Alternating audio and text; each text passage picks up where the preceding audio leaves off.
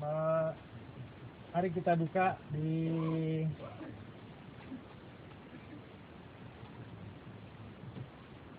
Matius 6 ayat 9.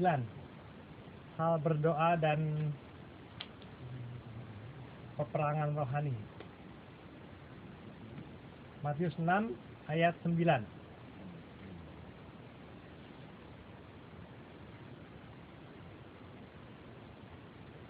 Dari Pak Freddy baca.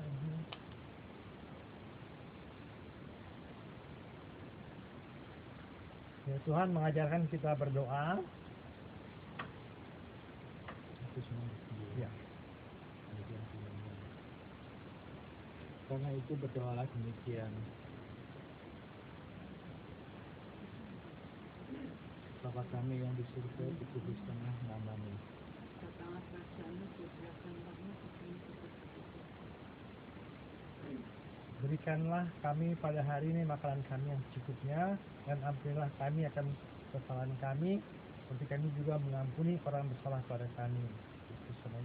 Dan janganlah membawa kami ke dalam percobaan, tetapi lepaskanlah kami daripada yang jahat. Karena Engkaulah yang punya kerajaan dan kuasa dan kemuliaannya sampai selama-lamanya. Jadi Tuhan Yesus mengajarkan kita berdoa seperti ini.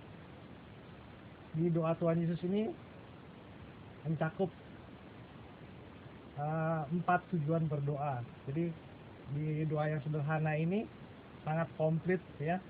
Jadi pertama kita berdoa kepada Bapa di surga. Jadi kepada Bapa yang ada di surga, berarti kepada Tuhan sendiri ya. Jadi Tuhan Yesus mengajarkan kita berdoa kepada Tuhan dan kuduskanlah namamu. Jadi kita memuliakan karena hanya Tuhanlah yang patut dimuliakan ya. Jadi dalam berdoa Bapa kami ini terhadap 4 unsur, yaitu yang kita bisa sebut kalau kita mau ingat-ingat tuh act ya, adoration, hanya adoration, pujian-pujian ya, ex confession, pengakuan kita orang berdosa dan minta pengampunan, terus thanksgiving, mengucapkan terima kasih, dan keempat petition. Yes, bahasa Inggrisnya itu saya lupa. Supplication, ya. Jadi kita mengajukan permohonan kita. Jadi di sini di doa Bapa kami ini itu mencakup semua, ya. Jadi kita memuliakan Tuhan karena Tuhan adalah yang maha kuasa, yang maha. Jadi ada empat atribut Tuhan yang kita tidak bisa miliki ya. Omnipotent, omnipresent, omniscient, dan immutable. Jadi Tuhan adalah maha kuasa, omnipotent. Tuhan adalah maha tahu, omniscient. Tuhan adalah omnipresent, ada di mana-mana. Dan immutable, Tuhan tidak berubah. Ya, jadi kita memuliakan Tuhan karena kita punya Tuhan yang begitu besar, yang sifat-sifatnya, yang kemampuan, yang kekuasaannya yang tidak bisa ditandingin, dan itu adalah sifat-sifat yang non-communicational. Jadi artinya kita tidak bisa memperoleh itu, hanya Tuhanlah yang memegang kekuasaan itu. Ya, kita memuliakan Tuhan, adoration ya. Kemudian kita juga dibilang berikanlah kami pada makanan kami yang secukupnya. Ini suatu permohonan ya, supaya give our daily bread. Dan di sini doa Bapa kami ini pakai kata kami ya, bukan saya. Jadi ini doa untuk seluruh orang-orang percaya. Jadi kalau kita berdoa, kita mendoakan juga rekan-rekan saudara-saudara kita, karena pakainya kami ya. Jadi emang sengaja pakai kami, bukannya kalau kita berdoa sendiri diganti dengan saya, no ya. Jadi Bapa kami tetap doa Bapa kami ya. Itu kemudian kita yang ayat 12, ampunilah kami akan segala kesalahan kami seperti juga kami mengampuni orang bersalah pada kami. Ya, kita mengaku kita orang bersalah dan kita mohon pengampunan karena kita tahu Allah kita adalah Allah yang forgiveness, yang memberikan pengampunan dan akan melupakan segala dosa-dosa kita dari timur sampai barat. Jadi bila kita berbuat sesuatu yang jahat atau berdosa, kita turn to God and God will forgive us. Ya. Kemudian ini petition nih, dan janganlah membawa kami ke dalam percobaan, tetapi lepaskanlah kami daripada yang jahat. Jadi permohonan, karena dunia ini jahat, ya. Dunia ini jahat. Peperangan kita bukan peperangan secara fisik aja, juga kita berperang secara rohani. Jadi kita memohon kepada Tuhan untuk janganlah membawa kami ke dalam percobaan, tapi lepaskanlah kami dari yang jahat, ya. Karena kita tahu Engkaulah yang punya kerajaan dan kuasa dan kemuliaan sampai selama-lamanya, ya. Jadi tadi udah act, confess, thanksgiving, ya. Kita mengucapkan terima kasih. Kemudian tadi petition udah tadi, ya. Ya, jadi 4 hal inilah yang unsur-unsur ini yang kalau kita berdoa yang kalau bisa terpenuhi dalam doa kita, ya. Nah, umumnya kalau kita merefer back how much time we spend when we are praying. Sometimes we pray only asking. Nah, ini, ya kan? Jadi, ya Tuhan, terima kasih Tuhan, ini terus Tuhan mohon ini, Tuhan mohon ini, Tuhan mohon ini, Tuhan mohon ini, ya kan? Jadi, secara jujur ya kalau saya flashback, ya juga ya, aku banyak permohonannya gitu ya. Jadi kita nanti malam kita flashback kalau kita berdoa how much time gitu ya, adorationnya berapa lama, confessionnya berapa lama, thanksgivingnya berapa lama, permintaannya berapa lama, berapa banyak ya. Seharusnya balance ya antara adoration, confession. Mesti lebih banyak adoration ya. Kenapa? Kalau kita lebih banyak adoration-nya, dengan lebih banyak adoration-nya, Tuhan dibesarkan. Tuhan yang lebih besar dari kita. Karena kita memuji, kita mengakui, ya. Jadi hal itu penting sekali. Kalau kita minta aja, Tuhan dikecilin karena Tuhan bagi ini dong, Tuhan bagi ini dong, Tuhan bagi ini dong, gitu ya. Jadi seharusnya kita adoration-nya lebih banyak, Thanksgiving-nya lebih banyak, confession-nya sedikit, karena kalau kita karena berusaha ya, kita not struggle but kita resist sin. Jadi ya mudah-mudahan dalam doa kita sin kita yang kita sengaja dan tidak sengaja sedikit ya. Kemudian petition-nya ya ada selalu ya. Jadi itulah yang 4 hal yang kalau bisa ntar malam kita merefleksi berapa banyak waktu yang kita spend ya. Kemudian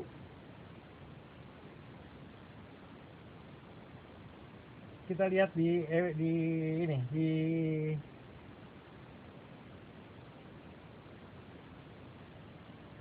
Efesus 6.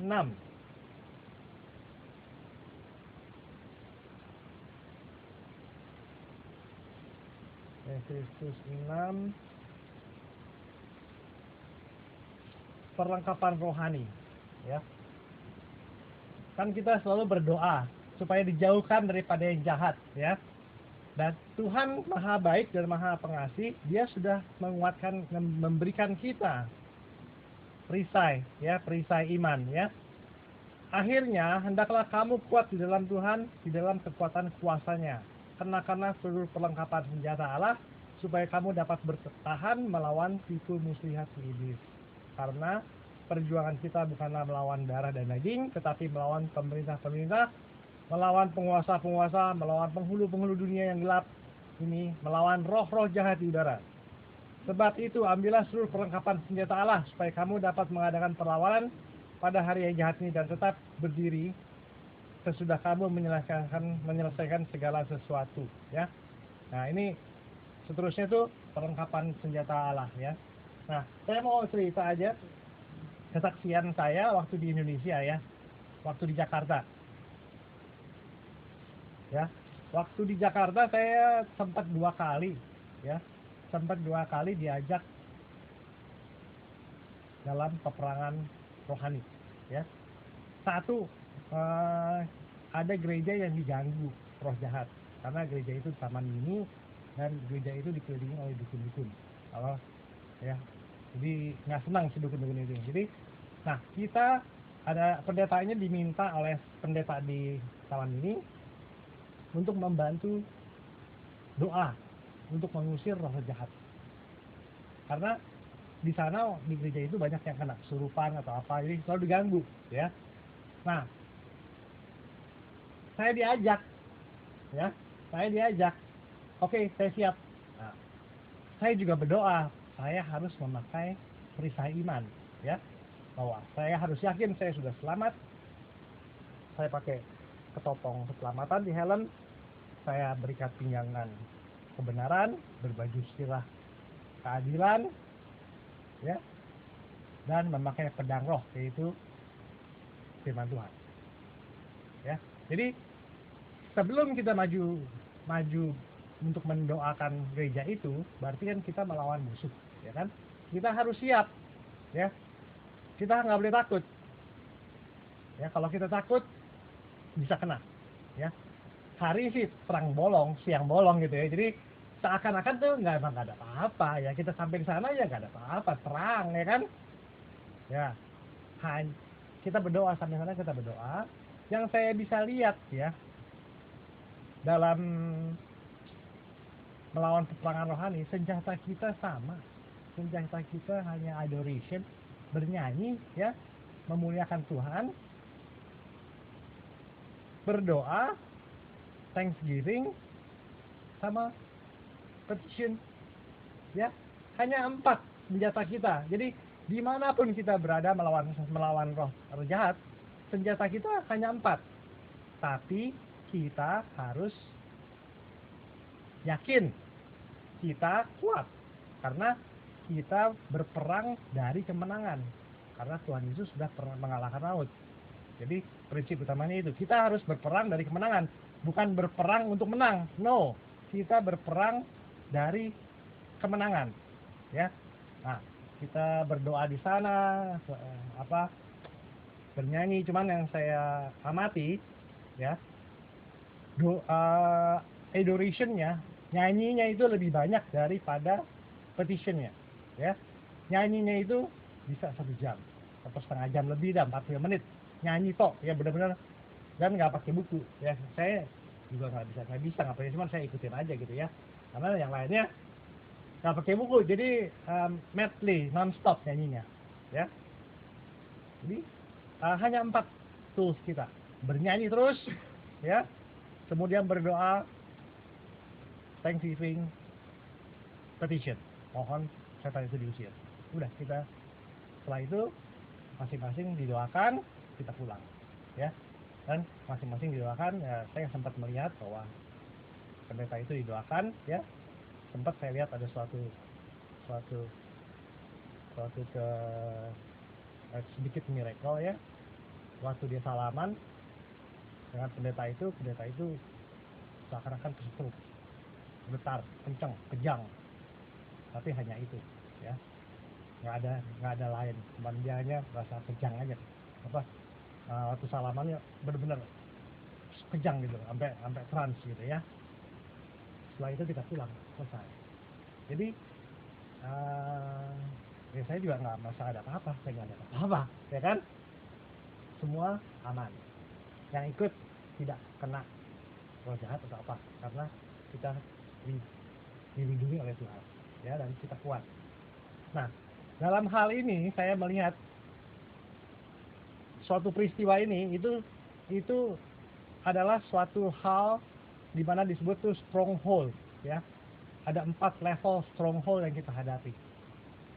Stronghold itu ibaratnya itu daerah kekuasaan, ya, kayak benteng pertahanan. Nah, kita nih diserangnya di luar. Kalau yang tadi itu, ya, kalau saya bisa convert, ya, itu penyerangannya dari luar. Jadi gerejanya udah siap, udah ada, mencoba diserang, ya, sama si dukun ini coba serang orang-orang yang nggak kuat, ya. bisa kesurupan atau apa, itu diserang dari luar, itu stronghold. Ya kita sama, kita juga nih, kita sebagai anak-anak Tuhan mengalami penyerangan dari luar.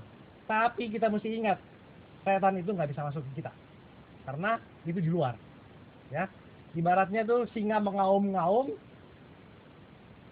dia dikantang, cuma nakut-nakutin doang. Kita sebagai anak-anak Tuhan nggak boleh takut, karena kita sudah punya Roh Kudus dan kita adalah anak Tuhan dan kita selalu dilindungi. Jadi itu di luar. Jadi yang saya bisa gambarin, penyerangan itu dari luar dan tidak masuk ke kita. Ya. Kedua, kesaksian kedua, diajak lagi ke suatu rumah tangga, ya, di karet. Ya, rumah tangga ini punya sembah-sembahan. Ya, jadi ini orang kaya nih, punya pabrik batik, ya, pabrik batiknya udah dibongkar.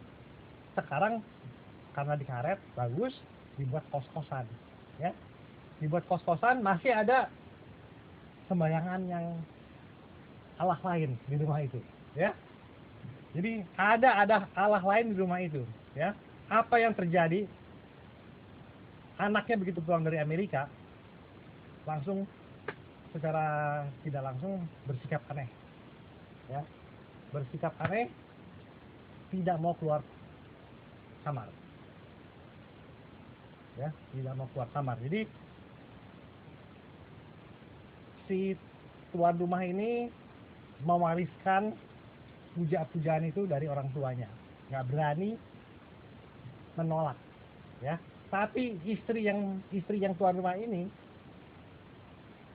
ya, nggak bisa apa-apa gitu, ya, nggak bisa apa-apa, nggak bisa menolak. Si suami tetap memuja yang lain, walaupun istrinya ini orang percaya, ya. Tapi apa? Nah ini kalau kita bisa lihat lagi, ya, bedain lagi stronghold-nya ini, ya. Kejadian kalau tadi diserang dari luar, ya. Kalau yang kedua ini dia diserang dari dalam. Why? Karena dia menerima hidup dalam sehari-hari. Ya, dia membuat loophole, jadi membuka pintu kepada si jahat untuk berdiam di rumah itu, ya, sehingga salah satu keluarganya keserang, anaknya keserang. Nah, ini stronghold yang kedua nih, karena kita membuka menerima, ya, dia masuk, akhirnya ada yang keserang. Nah ini kita ke sana juga sama, ya, kita berdoa, kita sebelum kita masuk, ya, kita berdoa dulu, ya, semua berdoa, kita bernyanyi minta kekuatan kepada Tuhan, ya, petition kepada Tuhan, thanksgiving. Udah, itu aja. Nggak ada pakai apalah yang aneh-aneh gitu, ya. Nggak ada. Kita berdoa, ya. Nah, cuman, ya, dalam hal yang kedua ini, kalau stronghold-nya itu nggak dihancurkan, ya, kita tidak bisa membebaskan si anak itu dari kuasa gelap. Jadi maksudnya stronghold dihancurkan, ya, harusnya itu patung-patung semua yang sembah-sembah itu dihancurin dan si tuan rumah harus bertobat.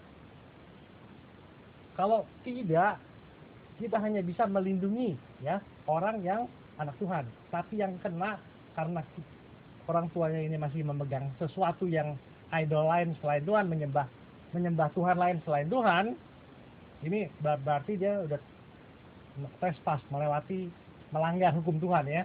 Jadi nah ini yang harus dihancurkan. Jadi kita hanya berdoa bisa supaya si anak ini bisa, yang keluarga yang lain jangan kena, tapi anak ini stronghold-nya itu harus dihancurkan. Ibaratnya kalau kita perang, ya, benteng pertahanan musuhnya itu harus dibom.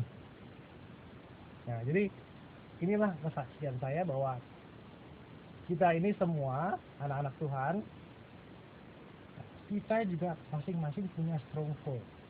Hati-hati, kita punya masing-masing punya stronghold. Artinya apa? Stronghold yang bisa dikuasai si setan, si iblis. Apa itu? Jealous, ya kan? Duit, dengan prestige. Nah, ini kalau kita nggak hancurin, maksudnya nggak kita crucify ya, crucify our flesh, kita akan ke bawah. Jadi itulah yang saya bisa analogikan ya. Ada 4 ya, saya punya 2 lagi nggak usah dibahas lah ya. Jadi ini udah stronghold yang 4 level spiritual war ya. 1 itu dari luar, kita sebagai orang-orang percaya kita ngalamin semua, ada gangguan, ada cobaan, tapi kita yakin kita nggak bisa kena. Nah, yang 2 tadi, karena dia membuka pintu, si iblis masuk di rumahnya dan masih bercokol karena ada yang disembah gitu ya. Nah itu yang harus dihancurin, dibakar kayak, dibuang kayak atau apa, kemudian bertobat dan harus di baptize in the name of Bapa, Putra, dan Roh Kudus ya. Nah kira-kira inilah kesaksian saya bahwa kita berdoa in the name of Jesus ya, in the power of the Holy Spirit, dan ya kita berjalan bersama Tuhan karena masing-masing kita sudah dibekali Holy Spirit. Karena ya Holy Spirit itu begitu penting, begitu powerful kuasanya, karena Spirit itu ya God sendiri. Karena waktu Tuhan menciptakan dunia, bilang jadilah terang. Ucapan itu kan word ya, Spirit, terang itu jadi. Jadi ya Holy Spirit is so powerful, and we thank God every one of us has the Holy Spirit in us, but we have to be fruitful. Kiranya apa yang saya sharingkan itu hari ini bisa menguatkan kita semua. Dan satu hal yang perlu kita ketahui dan kita harus yakini, kita harus pakai perisai iman dan kita tidak boleh takut. Ingat waktu zamannya Musa mau masuk ke mana, ke daerah musuh ya, 10 orang dikirim ya, 8 kena strongholdnya iblis. Takut, jangan serang, itu raksasa semua ya kan. Jadi kalau kita takut, itu dikuasai oleh si iblis. Terus 2 ini bilang dia raksasa, kita bersama Tuhan, kita maju ya. Jadi 2 ini yang berani akhirnya maju berperang, menang, bisa ditaklukkan. Jadi itulah kita sebagai anak Tuhan tidak boleh takut sedikit pun, dan kita harus pakai perisai iman dimanapun kita berada. Kiranya ini semua bisa menguatkan. Amin. Mari kita berdoa. Ya Tuhan, terima kasih Tuhan atas kesempatan Tuhan berikan, bahwa kami telah semua diajari berdoa, dan kami berdoa dalam nama Tuhan Yesus. Kiranya kami diberi kuasa-Mu untuk dibenarkan di hadapan Tuhan, karena hanya Engkau-lah yang bisa membenarkan kami semua di hadapan Tuhan dan melayakan kami orang-orang berdosa di hadapan Tuhan. Terima kasih Tuhan. Sebentar kami mau bersekutu lagi, bertanya, memuliakan Engkau dan beramah tamah. Kiranya Tuhan juga pimpin kami semua di sini ramah tamah, dan ntar bila kami pulang, pimpin kami pulang dengan rumah dengan selamat tanpa kekurangan apapun. Terima kasih Tuhan, hanya dalam nama Tuhan Yesus kami mau berdoa dan menyerahkan ini semua. Amin.